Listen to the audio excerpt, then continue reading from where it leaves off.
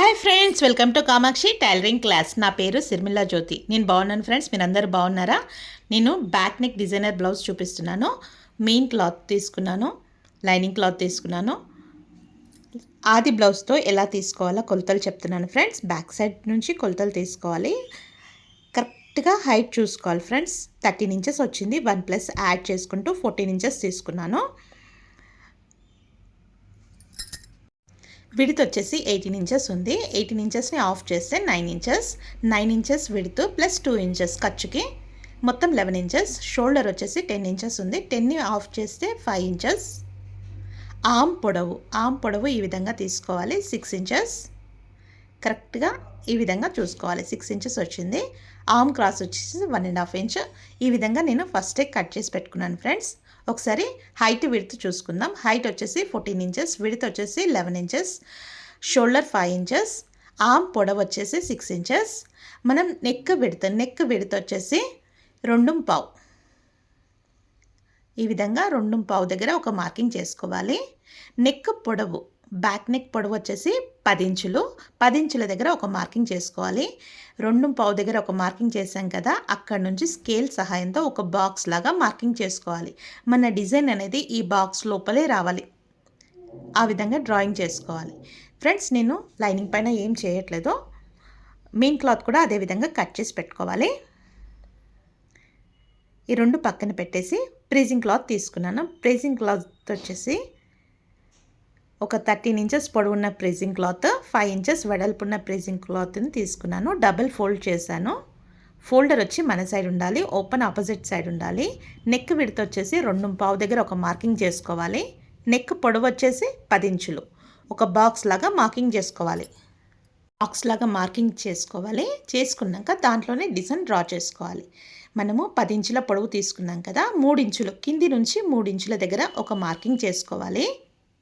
ఈ విధంగా కింది నుంచి 3 ఇంచుల మార్కింగ్ చేసుకున్నాక 1/2 ఇంచ్ బయటికి, బాక్స్ బయట 1/2 ఇంచ్ దగ్గర ఒక మార్కింగ్ చేసుకోవాలి.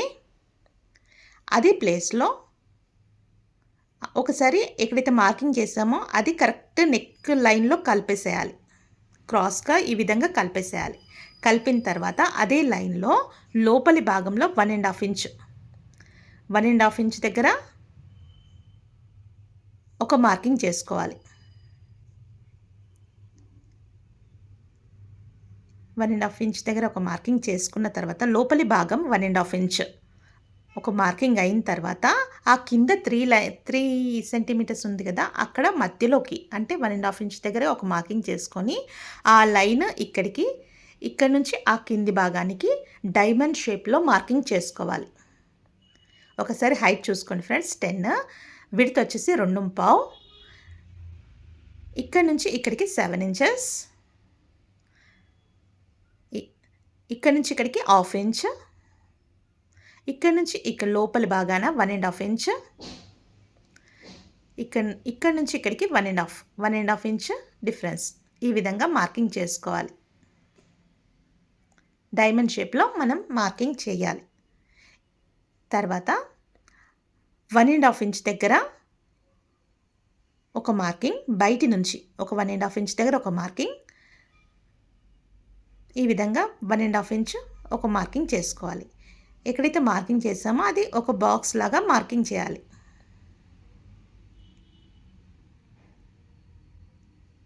కింది భాగంలో 2 ఇంచెస్ దగ్గర కార్నర్ 2 ఇంచెస్ దగ్గర ఒక మార్కింగ్ చేసి దాన్ని క్రాస్గా ఒక మార్కింగ్ చేయాలి. అంటే మనకు అవుట్పుట్ కూడా సేమ్ అదే షేప్లో వచ్చేటట్టుగా, అంటే డైమండ్ షేప్లో వచ్చేటట్టుగా చూసుకోవాలి. అది మన ఇష్టం ఫ్రెండ్స్, అంత ఇంపార్టెంట్ ఏం కాదు. రౌండ్ షేప్ కూడా చేసుకోవచ్చు. ఇప్పుడు యాజ్ టీజ్గా ఎలా అయితే డ్రా చేసామో అదే విధంగా కట్ చేయాలి. ఏమాత్రం ఎక్కువగా కట్ కాకుండా మూలలు అనేది కరెక్ట్గా షార్ప్గా రావాలి. అదేవిధంగా కొద్దిగా మరి బయట మార్కింగ్ చేసాం కదా 1/2 ఇంచ్, అది కలుపుతూ నెక్ విడ్త్లోకి వచ్చేసేయాలి. అక్కడ ఒక 1/2 ఇంచ్ వరకు వదిలేసుకుంటూ ప్రీజింగ్ కట్ చేయాలి ఫ్రెండ్స్. మొత్తం కట్ చేసి ఏంటంటే నెక్ అనేది స్ప్రెడ్ అయిపోతుంది. అది అలా కట్ చేయకుండా ఉండడం వలన మనకి ఏమవుతుందంటే నెక్ ఎంత కావాలో అంతే నెక్ పీస్ వస్తుంది. అదేవిధంగా మధ్యలో ఒక టక్ ఇవ్వాలి.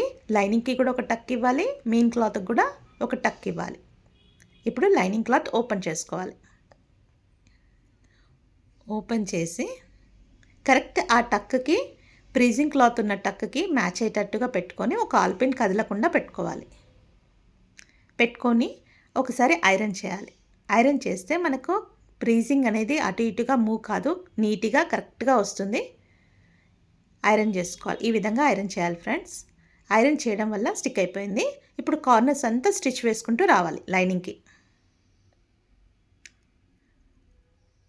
మూలలు అనేది కరెక్ట్ షేప్లో రావాలి. అక్కడ ఆగి మరి టర్న్ చేసుకొని ఈజీగా నీట్గా కార్నర్స్ అన్నీ కుట్టుకోవాలి. ఇప్పుడు బయటి భాగం అయిపోయింది. లోపలి భాగము సేమ్ మన నెక్ డిజైన్ ఎలా ఉందో అదే విధంగా స్టిచ్ వేసుకుంటూ రావాలి.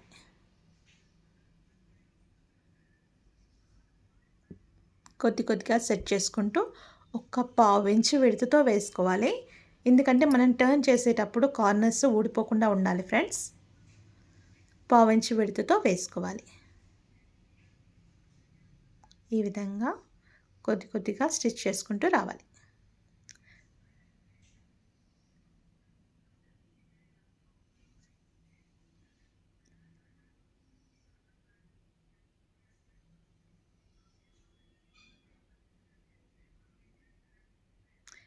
అదేవిధంగా మెయిన్ క్లాత్ స్ట్రైట్గానే పెట్టుకోవాలి. స్ట్రైట్గా పెట్టుకొని లైనింగ్ క్లాత్ కరెక్ట్ మధ్యలో ఉన్న టక్ మెయిన్ క్లాత్ ఉన్న టక్కి మ్యాచ్ అయ్యేటట్టు చూసుకొని ఆల్ పిన్స్ కదలకుండా ఆల్ పిన్స్ పెట్టుకోవాలి. అదేవిధంగా మనం ఇప్పుడు లోపలి భాగం మాత్రమే స్టిచ్ వేసుకోవాలి. కొద్దిగా సెట్ చేసుకుంటూ ఏ విధంగా అయితే కట్ చేసామో అదే విధంగా స్టిచ్ వేసుకుంటూ రావాలి.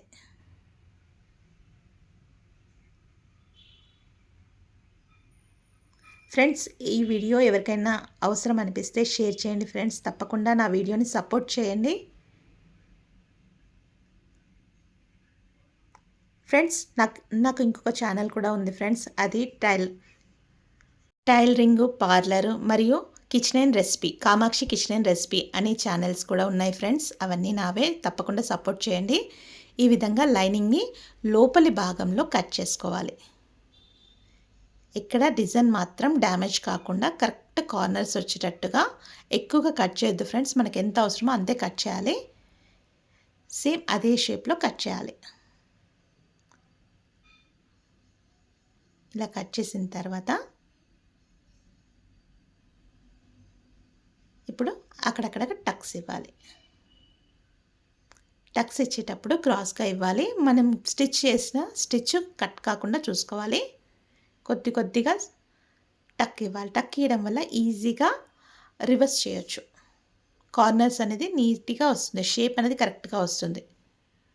ఈ విధంగా కొద్దిగా టక్ ఇవ్వాలి.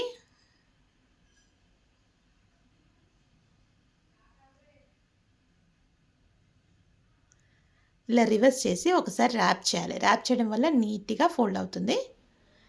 ఇట్లా ర్యాప్ చేసిన తర్వాత ఆ ప్లేస్లో షార్ప్గా ఉన్న ప్లేస్ని రివర్స్ అనాలి. ఏదైనా హెల్ప్ తీసుకోవచ్చు. నేను చిన్న స్క్రూ డ్రైవర్తో హెల్ప్ సహాయంతో ఆ కార్నర్ అనేది షార్ప్ చేస్తున్నాను. ఈ విధంగా షార్ప్గా వచ్చేటట్టు చూసుకోవాలి. కొద్దిగా మరీ ఎక్కువగా గట్టిగా ప్రెస్ చేయొద్దు ఫ్రెండ్స్, హోల్ పడుతుంది. నెమ్మదిగా మనకు ఎంత అవసరం ఉందో అంటే ఎంతవరకు కావాలో అంతవరకు షార్ప్ చేసుకోవాలి.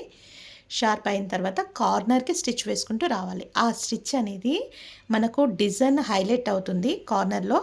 తప్పకుండా ఆ కార్నర్కి వస్తేనే హైలైట్ అవుతుంది. కార్నర్కే వేయాలి ఆ స్టిచ్.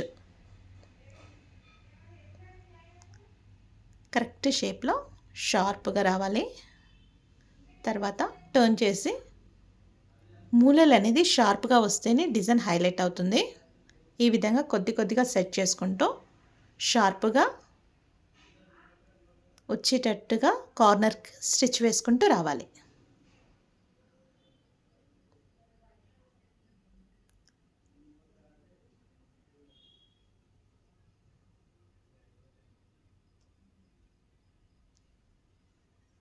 ఈ విధంగా కార్నర్కి స్టిచ్ వేసుకుంటూ రావాలి.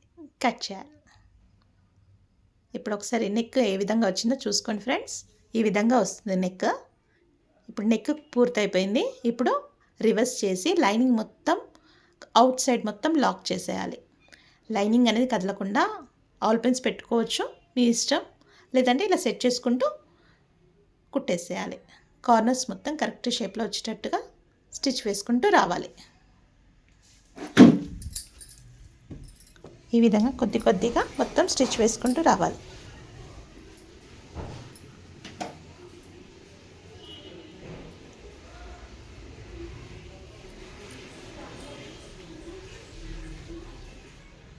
ఈ విధంగా స్టిచ్ వేసిన తర్వాత ఎక్కడైతే ఎక్స్ట్రా క్లాత్ అనిపిస్తుందో అక్కడ కట్ చేసుకోవాలి.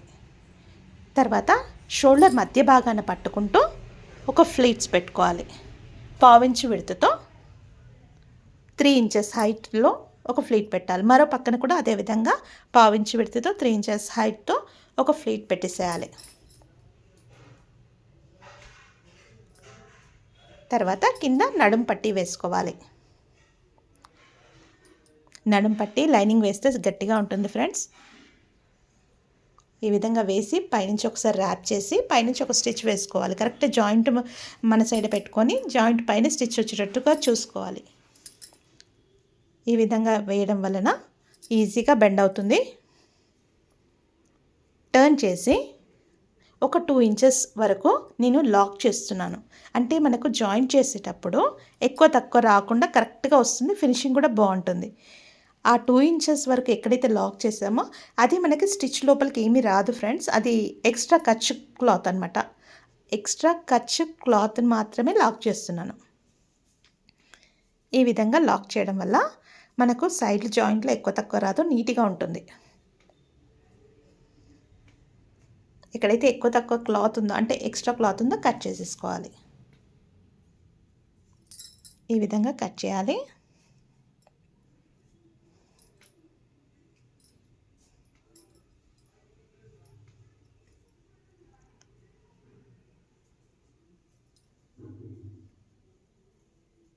ఇప్పుడు నేను డోరీ పెడుతున్నాను ఫ్రెండ్స్.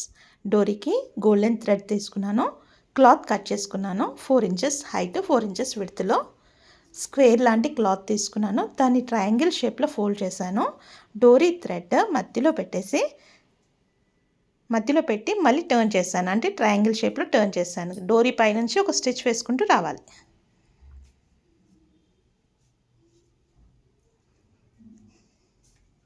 ఇలా స్టిచ్ వేసిన తర్వాత కార్నరు కనిపించకుండా ఉండడానికి మళ్ళీ ఒకసారి కార్నర్ లోపలికి ఫోల్డ్ చేసి ఇంకొక స్టిచ్ వేయాలి.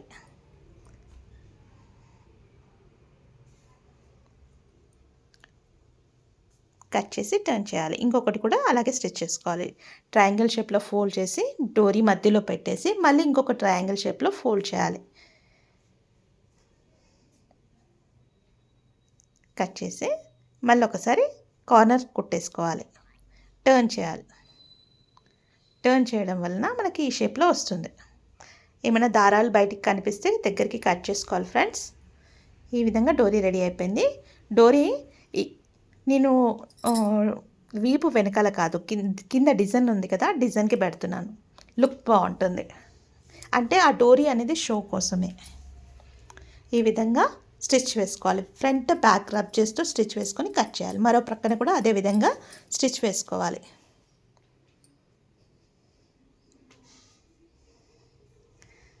బ్యాక్ నెక్ డిజైనర్ బ్లౌజ్ పూర్తయింది ఫ్రెండ్స్. తప్పకుండా ట్రై చేయండి. ఎలా ఉందో కామెంట్ సెక్షన్లో కామెంట్ చేయండి ఫ్రెండ్స్. ఈ విధంగా పూర్తయిపోయింది. బ్యాక్ అవుట్పుట్ ఈ విధంగా ఉంటుంది. Thank you friend. Thank you for watching. Bye friends.